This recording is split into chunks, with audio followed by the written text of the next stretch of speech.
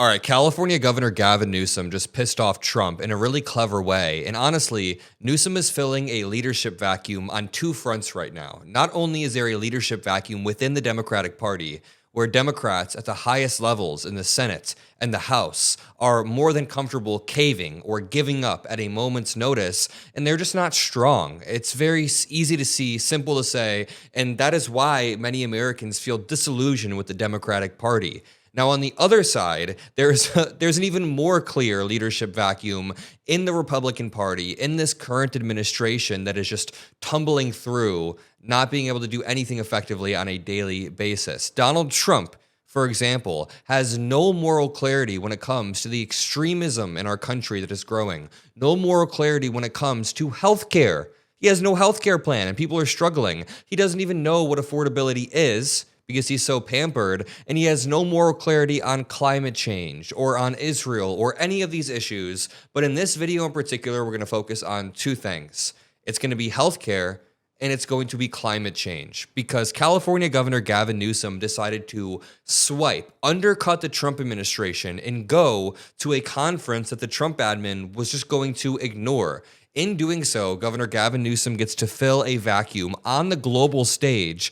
And as this reads right here, breaking news, Gavin Newsom declares he will be replacing Trump on the world stage by attending the United Nations Climate Summit in Brazil. And when he attended this summit, he ended up saying some really unique stuff about Trump on stage. We'll get there in 1 second, but let's start off with some domestic issues, because Governor Gavin Newsom has also provided moral clarity on the government shutdown.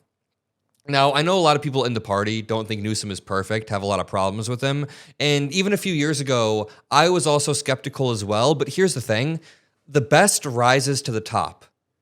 The best will rise to the top. And when nobody else is meeting this moment, then you have to pay attention to the people that do. Nancy Pelosi said in her book that released a few years ago about her experience being the first Speaker of the House that was a woman. She said, "Power is not given. Power is taken." And right now, Governor Gavin Newsom is stepping up and taking what nobody else is willing to take. So that is my framework right now. That's why I'm praising him. Meanwhile, the old guard, like Chuck Schumer, we learned this.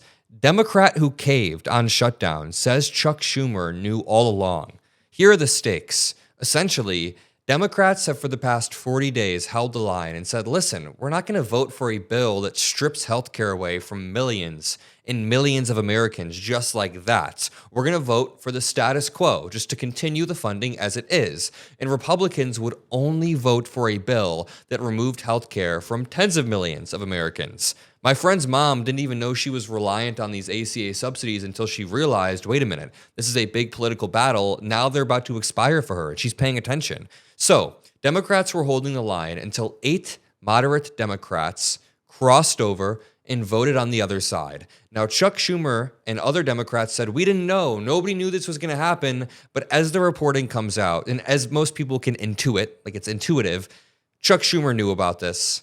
A lot of other Democrats knew about this, and we're just using this as cover. But let's go through this and then talk about what Governor Gavin Newsom said. Senator Shaheen revealed that Senate Minority Leader Chuck Schumer knew the entire time about the plan for a few Dems to capitulate. Shaheen, one of the 7 Democrats who dropped their demand for a guaranteed extension, spoke to Fox News' Brian Kilmeade on Monday morning. I mean, it's really telling that the first place they went after caving was Fox News to Brian Kilmeade. Senator Chuck Schumer, your leader in the Senate, said, quote, "I cannot support a continuing resolution. Did you do this outside leadership?" She said, "No, we kept leadership informed throughout the entire thing." I can't tell what would be worse, if they went behind Chuck Schumer's back or the fact that Chuck Schumer knew about this.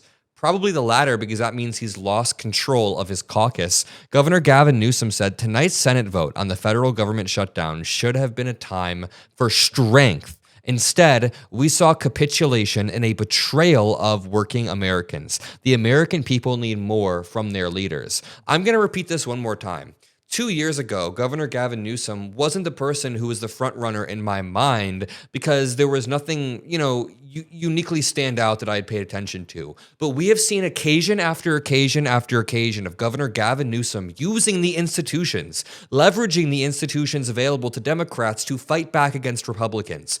For example, we can talk about Prop 50, a Democratic vote that resulted in us neutralizing whatever ground Texas gained in the midterms. We can talk about Governor Gavin Newsom stepping up on the global stage to help battle climate change, using California as a bulwark to battle climate change while Donald Trump allows it to run rampant. We could talk about Governor Newsom's willingness to use social media to gain attention, to draw attention to an issue and hold up a mirror to Republicans, or we can talk about his willingness to use this shutdown to gain leverage that we can then use for the American people by continuing the existing funding that we had for healthcare, the status quo funding that Democrats were fighting for. So that is why I praise one of the only people who's been standing up lately. There's a bunch of other great interlocutors. I'm a big fan of AOC, Jasmine Crockett. I'm a big fan of Bernie Sanders, even though he's getting up there in age. I'm a fan of a lot of the young, powerful Democrats who are out there fighting. We can talk about people like Greg Landsman. We can talk about people like Ro Khanna. I could go down the list. I don't want to forget anybody. Pritzker is great as well. But what Newsom did here was uniquely clever.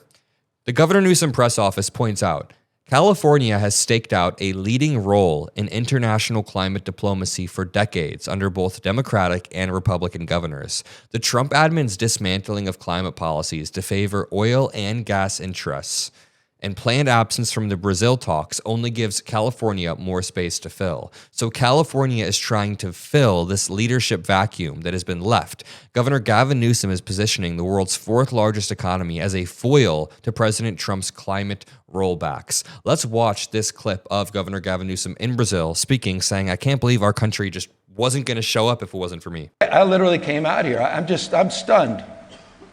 I'm just stunned. I got 4 kids. The hell's going on in my country? Not one person from the administration just to show any respect to any of you. Forget politics. Disrespect. We're in Brazil, one of our great trading partners, one of the world's great democracies.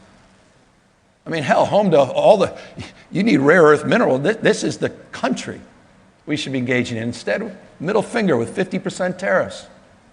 Literally a middle finger. And here's the thing. Okay, there is a style of strong diplomacy that doesn't require being a fucking idiot who tariffs every country by 50%. For example, if we wanted something from Brazil, if we wanted concessions from Brazil, like Trump claims, what we could do is what Governor Gavin Newsom is doing. You fly over there, you engage in their summits, in their talks, you show respect, and then in a strong manner, you can make your ask. You can show your cards. You can have leverage. It's fine to be a strong leader.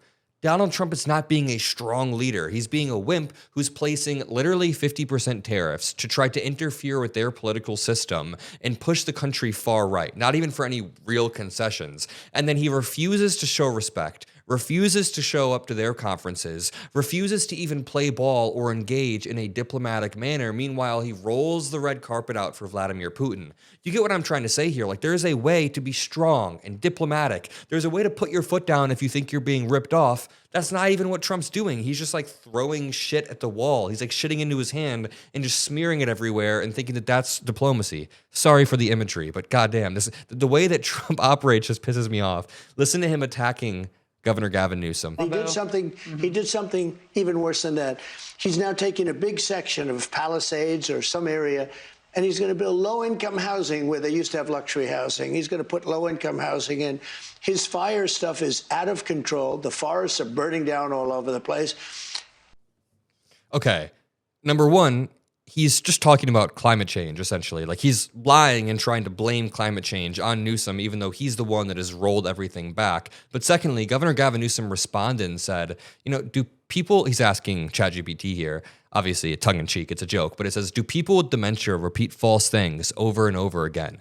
The response is not a joke from ChatGPT. Yes, people with dementia frequently repeat false statements, questions, or stories over and over. This is a common symptom known as perseveration or repetitive speech/behavior, and it often involves inaccurate or fabricated information. Let's take another look at Governor Gavin Newsom talking. I feel like it's kind of cathartic to hear a strong leader like this. We're running the 4th largest economy in the world, 67%, 2/3 clean energy. And 9 out of 10 days in 2025, 9 out of 10 days so far this year, at 100% clean energy for part of the day. I don't know that there's another jurisdiction in the world that can lay claim to that. And I make this point because if I was here a few years ago, we were the 6th largest economy in the world. Now we're the 4th. If I was here 6 years ago, we were the 3rd state in America in terms of the total number of Fortune 500 companies. Now we're number 1. We're proving the paradigm, the genius of and, not the tyranny of or. This is part of our economic strategy. Oh my gosh, a leader who can put together full sentences and isn't talking about magnets and elephants, whatever the fuck Trump talks about. I love you guys. I'll see you in the next video. Peace out.